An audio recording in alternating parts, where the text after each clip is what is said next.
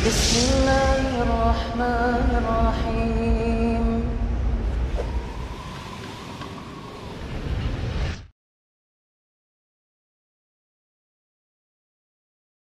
Assalamualaikum warahmatullahi wabarakatuh. Waalaikumsalam. Alhamdulillah, assalatu wassalamu ala asrafil anbiya wal mursalin, amma ba'du.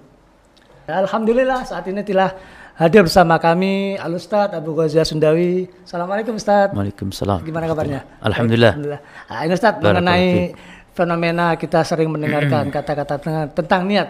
Apakah dalam Islam sesimpel seperti itu mengenai niat? Ataukah ada hal-hal yang lain yang perlu kita ketahui? Ini ada beberapa pertanyaan Ustadz. Yang pertama mengenai apakah definisi daripada niat itu sendiri Ustadz? Baik. Tafadhol. Bismillah, alhamdulillah, wassalatu wassalamu ala rasulillahi thumma amma ba'd. Niat, ada dua macam niat yang harus kita bagi dulu.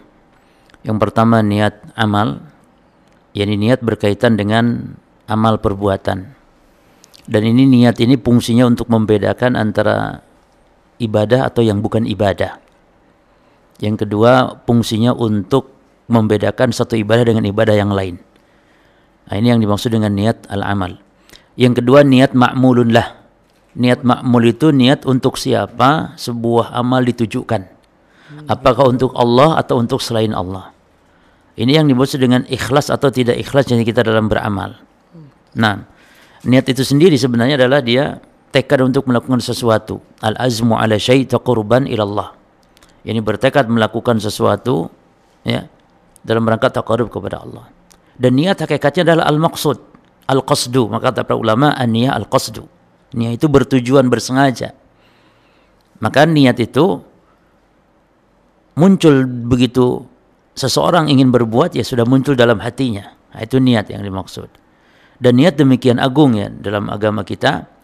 Dan dia akan kita bahas mungkin sebuah kaidah seperti tadi, kaidah yang tidak benar, yang penting niatnya, gitu kan? Gitu ya, yes. Berarti mencuri pun kalau niatnya untuk sedekah kan gitu ya. Gitu, mencuri niatnya untuk memberi nafkah anak istri, berarti kan niatnya baik. Jadi niat baik saja tidak cukup. Nah, demikian. Baik. Untuk yang selanjutnya Ustaz, ini apakah ada dalam Islam itu mengenai niat, apakah memang harus diucapkan atau yang penting kan dalam hati saja atau seperti apa kira-kira? Nah, sepakat para ulama bahwa niat itu tempatnya di hati. Sepakat. Tidak ada khilaf, tidak ada perbedaan para ulama dalam masalah bahwa niat tempatnya di hati. An-niyah mahalluhal qalb. Niat itu tempatnya di hati. Namun yang menjadi perbedaan pendapat di antara ulama itu adalah tentang diucapkan atau tidak diucapkannya niat. Perlu diucapkan atau tidaknya. Nah, itu yang terjadi khilaf. Dan yang benar dalam masalah ini adalah bahwa niat tidak diucapkan. Karena tidak ada dasar, tidak ada contoh dari Nabi sallallahu alaihi wasallam. Tidak ada contoh juga dari para sahabat, termasuk imam yang 4 pun tidak mencontohkan adanya talaffuz bi an-niyah. Adanya talaffuz, yakni melafadzkan niat. Jadi yang benar tidak dilafadzkan. Adapun yang melafadzkan, mereka berdalil katanya dengan yang pertama dengan akal, untuk menguatkan hati katanya. Jadi melafadzkannya itu untuk memantapkan gitu. Tapi dalilnya akal tadi, secara akal untuk memantapkannya. Terus yang kedua kias, dan kias ini salah, kias yang batil. Bagaimana kiasnya? yakni mengkiaskan dengan apa yang dibaca oleh Nabi saat ihram ketika haji atau umrah. Nabi membaca labbaik Allahumma umrah atau labbaik Allahumma hajjan. Nah, jadi katanya di sini Nabi mengucapkan. Maka kita pun dalam salat membaca usolli dan seterusnya. Dalam puasa nawaitu dan seterusnya. Padahal ini kias juga tidak tepat karena Nabi SAW di situ bukan niat, itu ihlal ucapan, yakni ketika dia memulai ihram. Adapun niatnya haji umrah tetap dalam hati. Jadi tidak benar dikiaskan dengan haji umrah, apalagi salat. Salat dikiaskan kepada haji umrah, padahal salat lebih dulu disyariatkan daripada haji dan umrah. Maka tidak tepat kias di situ. Jadi yang benar dalam hal ini at-talaffu binniyah adalah tidak disyariatkan, bahkan sebagian ulama mengatakan at-talaffu binniyah bid'atun. Jadi melafadzkan niat adalah bid'ah. Demikian. Nah, tadi Ustadz mengatakan bahwa ada beberapa niat yang mungkin ada niat yang benar dan juga ada niat yang kurang benar. Ini bisa minta tolong Ustadz, ini diberikan contoh seperti apa niat yang kurang benar itu Ustadz kira-kira. Kalau dalam niat ibadah, niat amal yang tidak benar ya seperti tadi ya, melafadzkan niat. Seperti puasa niatnya di waktu malam ya, membaca nawaitu shaumal ghadian, ada ifadu syahri ramadhani dan seterusnya. Yang kedua, niat dengan cara berjamaah ya, bersama-sama, karena niat orang kan berbeda-beda, niat berjamaah. Nah, kemudian kalau untuk berkaitan dengan niat yang sifatnya niat ma'mulun lah, yakni niat untuk siapa ibadah ditujukan, ya diantaranya kesalahan contoh niat yang tidak ikhlas mengharap wajah Allah, niat untuk ingin dipuji orang dan semisal dalam beribadah, maka ini termasuk perbuatan riya. Dan ini riya ini kata Nabi SAW yang paling Nabi khawatirkan menimpa umatnya. Beliau sallallahu alaihi wasallam mengatakan, akhwafu ma akhafu alaikum asyirkul asghar. Perkara yang paling aku khawatirkan menimpa kalian adalah syirik kecil, kata Nabi. Lalu Nabi ditanya, wa masyirkul asghar ya Rasulullah, apa syirik kecil ya Rasulullah? Kata Nabi, ar-riya. Syirik kecil itu adalah riya, yakni ingin dipuji oleh orang dalam dia beribadah. Maka itu diantara niat-niat yang keliru ya. Demikian mungkin. Barakallahu fikum. Apakah niat dari pahala daripada niat itu hanya berkenaan dengan ibadah ukhrawi aja Ustaz? Maksudnya gini, apakah ketika kita bekerja asalkan kita niatnya karena Allah, apakah itu juga akan bernilai pahala atau seperti apa kira-kira ini Ustaz? Baik. Niat yang baik ya, itu akan berpengaruh kepada sebuah amal. Bahkan amalan yang dia bukan ibadah mahdhah awalnya seperti perkara-perkara yang mubah ya, dia akan menjadi nilai ibadah ketika diniatkan dalam rangka untuk taqarrub kepada Allah.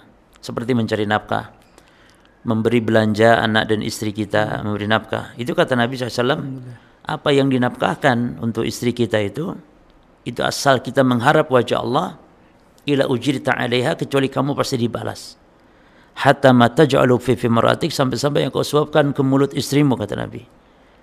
Nah, memberi nafkah kepada istri menjadi sedekah itu apabila didasari dengan niat mengharap wajah Allah, jadi niat dalam rangka kita untuk bertaqarrub kepada Allah Subhanahu wa taala. Demikian pula tidur kita, makan kita. Ya? Kalau untuk diniatkan dalam rangka kita kuat dalam ibadah misalnya, maka itu semua bernilaikan ibadah dengan sebab niatnya.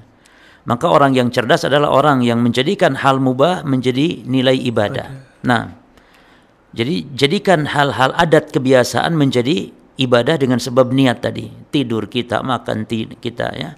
Ini termasuk. Demikian mungkin di antara kaidah ya.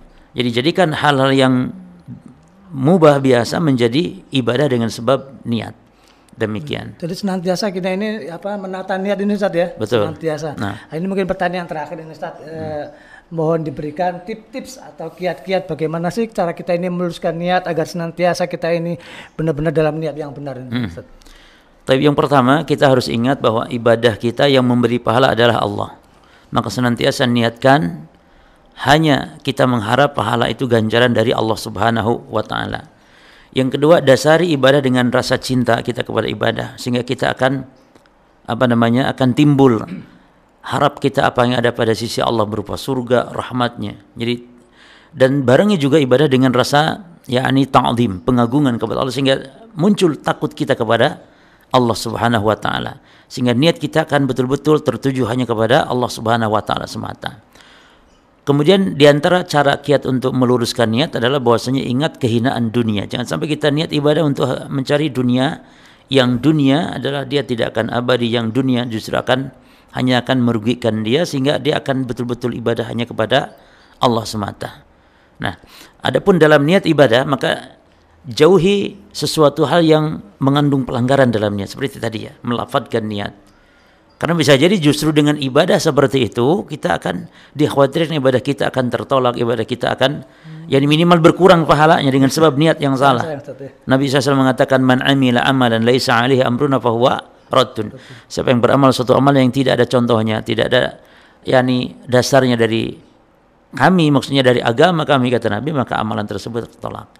Maka puasakah, salatkah tidak perlu untuk dilafadzkan, tapi cukup kita dengan berniat dalam hati. Karena ulama sepakat, kata Imam Nawawi, ajmal ulama anna niyya mahalluhal qalb. Sepakat para ulama bahwa niat tempatnya adalah al-qalb, yakni adanya di hati. Demikian. Para pemirsa, demikian kajian bincang-bincang santai kita. Semoga kita akan bertemu lagi di kesempatan yang lain. Assalamualaikum warahmatullahi wabarakatuh.